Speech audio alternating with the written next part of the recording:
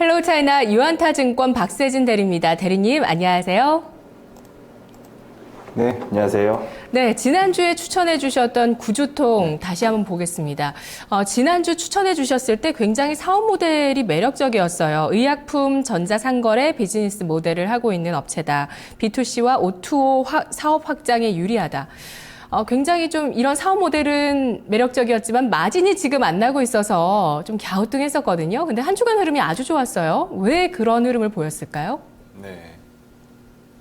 일단 지금 뭐 전 세계적으로 그 바이오테크 관련된 관심이 그 글로벌리하게 재고가 돼 있는 상황이죠. 뭐 저희도 지금 뭐 셀트리온이 그 코스닥 시장 주도를 하고 있는 것, 그리고 뭐 미국의 나스닥 시장에 그 거의 뭐 2001년 이후에 거의 최고가 수준에 도달하고 있는 그 현재 시세 자체가 뭐 전 세계 흐름하고 무관하지 않다라고 봅니다. 뭐 중국 역시 뭐 바이오라든지 그 제약 관련 섹터에 지금 관심이 굉장히 많은데, 지난번에 구주통 관련된 말씀을 드릴 때 그 중국 의학 그 지금 의료 인프라 관련된 부분들에 대한 그 문제점, 그리고 그 부분을 중국 정부 당국이 어떻게 해결하려고 하는지 그 방법적인 부분을 같이 좀 말씀드렸던 것 같아요.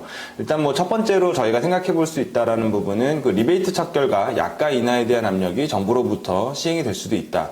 어떻게 보면 중국 입장에서는 성장과 그 리스크 둘 다 좀 일반적인 제약업체나 바이오 헬스케어 섹터한테는 좀 도래해 있는 상황이기 때문에 이런 부분에 대한 활로를 어느 쪽으로 가장 안전하게 좀 뚫을 수 있을까를 고민을 한다면 역시 좀 유통 쪽이 그 가장 좀 적합하지 않을까라는 생각은 여전합니다. 뭐 그런 측면에서 구주통이 좀 시세를 강력하게 반영을 받았다고 보여지고요.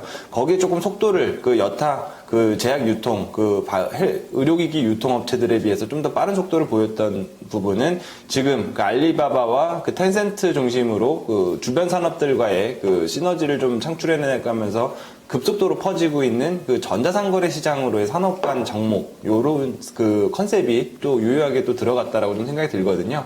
앞으로도 뭐 이런 구주통이라든지 뭐 상해 제약그룹과 같은 기업의 컨셉들은 그 향후 좀 중국의 헬스케어, 바이오 시장을 좀 주도할 수 있는 섹터가 되지 않을까라는 생각을 다시 한번 해봅니다. 추천해주신 다음 날 이틀 동안 또 상한가를 기록했던 걸로 알고 있는데요. 대단히 단기적으로 높은 수익률을 보였습니다. 구주통.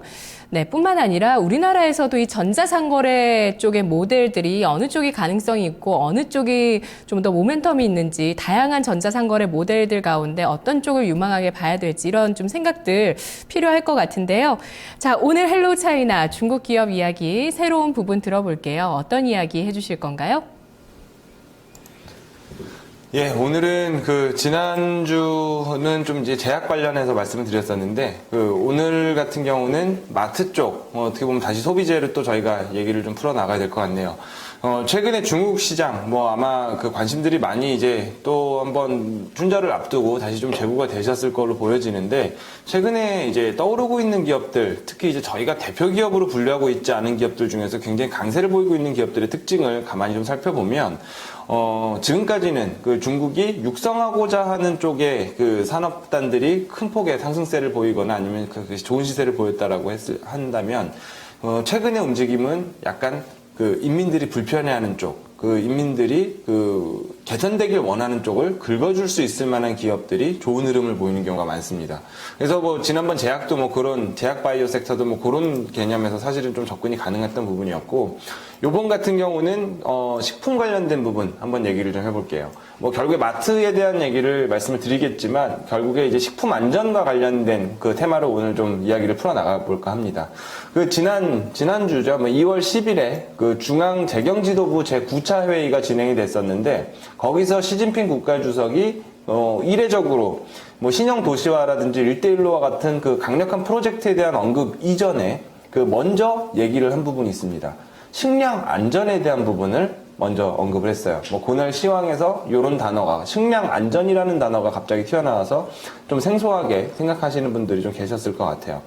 일단은 그 식량 안전이라는 부분을 지금 어떤 코드로 저희가 이해를 해야 되냐를 좀 생각을 안 할 수가 없는데, 중국 같은 경우는 예전부터 그 도시와 농민들을 도시로 이전시키는 과정에서 가장 좀 중요하게 생각하고 있는 정책 중에 하나가 식량 안보에 대한 부분입니다. 그 식량 자급률 확대를 통해서 식량 안보를 좀 구축을 하겠다라는 내용은 오래전부터 그 중국의 주된 정책 중에 하나였는데, 여기 또 한 가지가 있어요. 지금 뭐 2008년도 뭐 멜라민 파동부터 해서 최근에 뭐 있었던 뭐 가짜 계란 사건, 뭐 황당한 얘기들이 많죠. 먹거리 관련해서 중국에서. 그래서 2014년부터 중국의 그 식량 안보뿐만이 아니라 식량 안전, 결국에 먹거리 안전에 대한 얘기들이 정책적인 그 논의를 하는 자리에서 공식적으로 언급이 되기 시작을 했다라는 겁니다. 그래서 이제 중국의 농업 정책에 대한 뿐만이 아니라 전체적인 그 먹거리 유통에 대한 방법도 이제 양적인 성장에서 질적인 성장을 도모하는 단계에 접어들었다. 그리고 뭐 저희가 이제 우리나라에서는 사실 너무나도 쉽게 찾아볼 수 있는 유기농 그 농수산품 마트 같은 경우에는 중국에 이제 막 시작이 됐다라는 거죠. 사실 뭐 중국의 전통적인 소비는 80%가량이 아직도 재래시장에서 진행이 되고 있는 상황입니다. 뭐 온갖 그 유통 과정에서의 그 병폐라든지 그 먹거리 안전을 위협할 만한 요소들은 사실 재래시장에서 계속해서 좀 발생이 되고 있는 상황이기 때문에 이런 부분들을 다잡고자 하는 그 중국의 의지가 굉장히 좀 반영이 되고 있는 상황이고, 사실 뭐 정책적인 의지뿐만이 아니라요. 지금 뭐 중국에서 우리 그 2000년대 초반에 불었었던 웰빙 그리고 로하스 관련된 식품 안전과 그 잘 먹고 잘 사는 것에 대한 열망 자체가 이제 막 중국에서 태동되기 시작했다라는 부분, 저희가 반드시 투자 아이디어로 연결을 해봐야 될 부분이라고 생각을 합니다.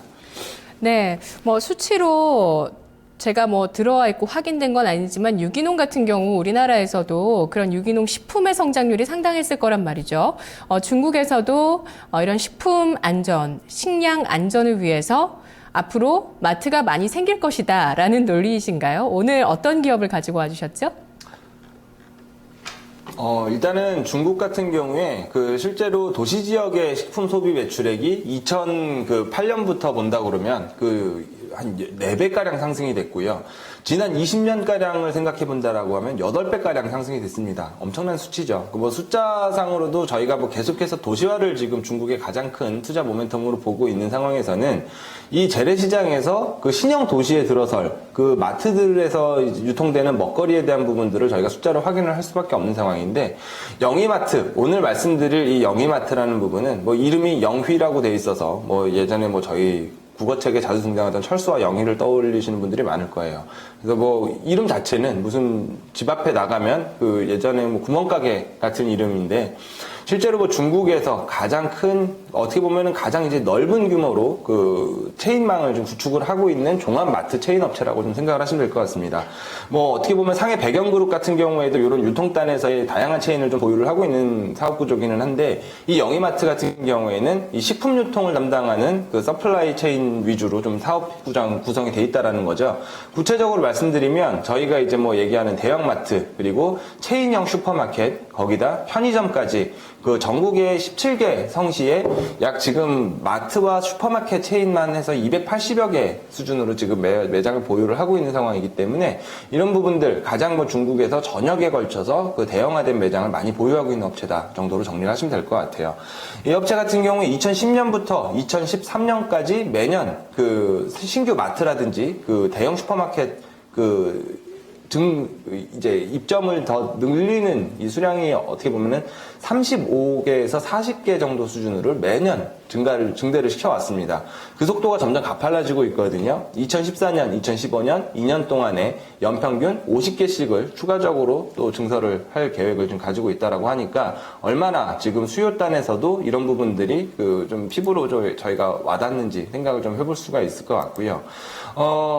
영희마트를 특히 이 농수산품 유통 그리고 먹거리 안전하고 저희가 좀 긴밀하게 그 연결을 지을 수 있다라고 생각되는 부분은, 사업 구조 자체가 농산품과 가공식품 쪽에 44%, 이 식품류의 45%, 합이 거의 90%에 육박하는 뭐 표로 같이 확인을 하시면 될 것 같은데, 이런 수준의 매출 비중을 지금 가지고 있는, 어떻게 보면 식품 유통에 대한 그 좀 특화된 사업 모델을 가지고 있는 회사다라는 겁니다. 이 부분이 왜 중요하냐면, 저희가 뭐 먹거리 안전에 대한 부분을 만약에 정책적으로 시행한다고 했을 때 첫 번째로 생각할 수 있는 부분이 생산자 쪽을 압박을 하는 방법이 있겠죠. 보다 이제 그 규격화된 품질로 생산 자체를 그 압박을 하는 방법이 있겠지만 가장 정부가 통제하고 어느 정도 이제 소비자에게 연결되는 데까지 그 스무스하게 진행할 수 있는 방법은 유통 단계에 있어서의 표준화를 구축을 하는 겁니다. 그 어느 정도 자격을 가진 유통업자, 그리고 그 냉동식품이라든지 아니면은 유통 경로에 대한 그 확실화된 플랫폼을 좀 구축을 하고 있는 이런 그 표준화된 유통업자들을 계속해서 좀 육성을 시켜주는 게 가장 이 정책적인 부분하고 그 효율적인 코드로 진행될 수 있는 부분이라고 보거든요. 그런 측면에서 이런 그 중국 거의 최대 수준의 이 농수산품 그 유통업체인 영희마트 이 체인을 가지고 있다는 부분은 앞으로도 무한한 성장성을 좀 저희가 타진을 해볼 수 있다라는 생각이 좀 들거든요. 우리나라 같은 경우는 마트나 편의점 이런 쪽이 좀 성숙 산업이라고 할까요? 좀 안정성을 띠는 산업 쪽이고 유통 체인에서 뭐 면세점이나 지난번에 뭐 말씀해 주셨던 전자상거래 이런 쪽이 좀 성장하는 채널인데 중국 같은 경우는 마트가 성장할 거라는 거는 알겠는데 우리보단 적겠죠. 이제 생기는 추세일 것 같은데 자, 과연 이 오늘 말씀해 주시는 영희마트라는 기업은 어느 정도의 성장률을 보이고 있고 앞으로 기대되는 기업인지 또 국내 기업과 비교를 해서 설명을 들어보죠.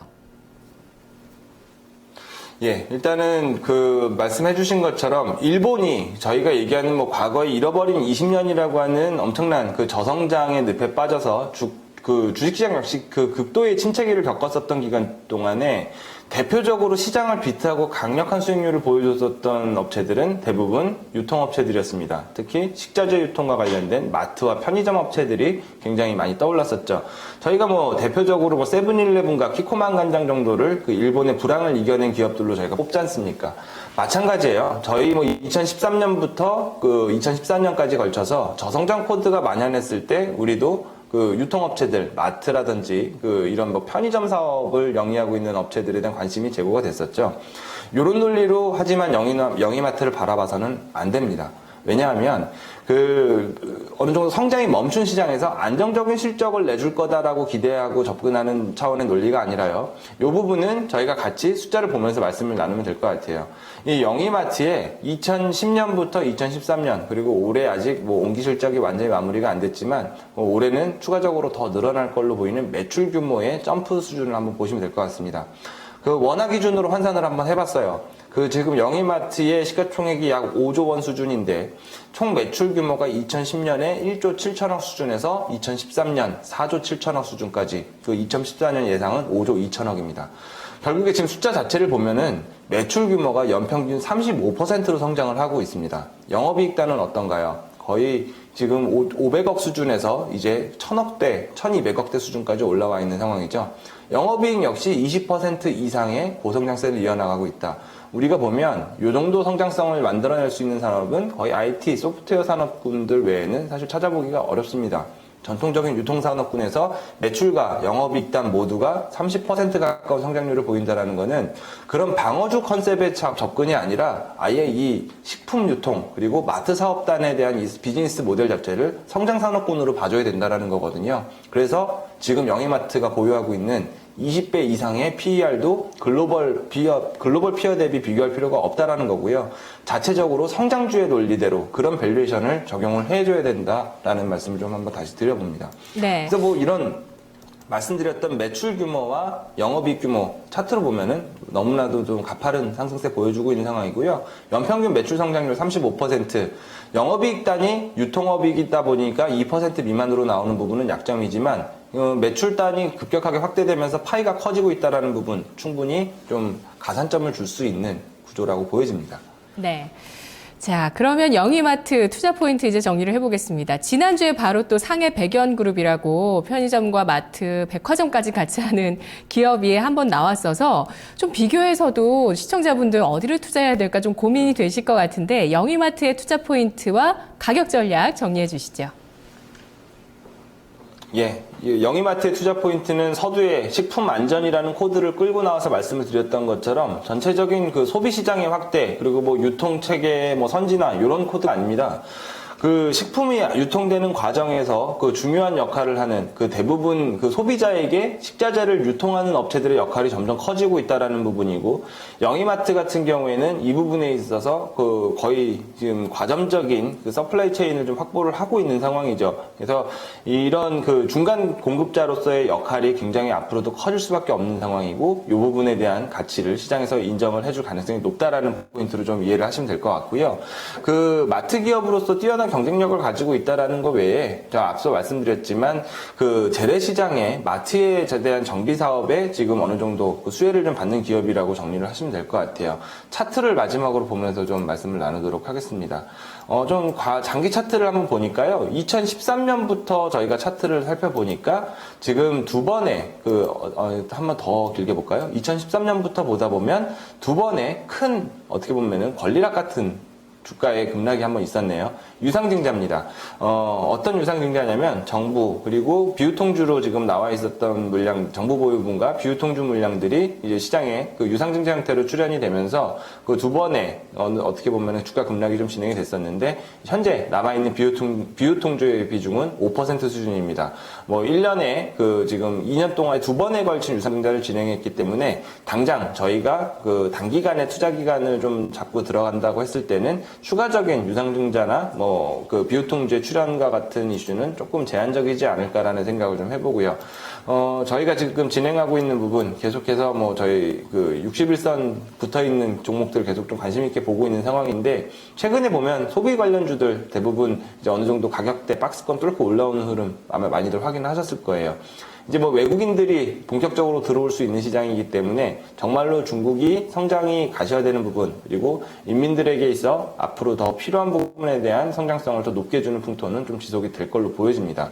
그래서 현재 수준의 주가 수준 크게 부담스럽지 않다라고 좀 보여지고 있고요. 장기적인 수준으로 봤을 때는 지난 작년 4월 달에 진행됐었던 그 유상증자에 대한 낙폭이 진행되기 전 수준인 한 12위엔 수준까지 좀 충분히 도달 가능하다라고 좀 보여지고 있고요.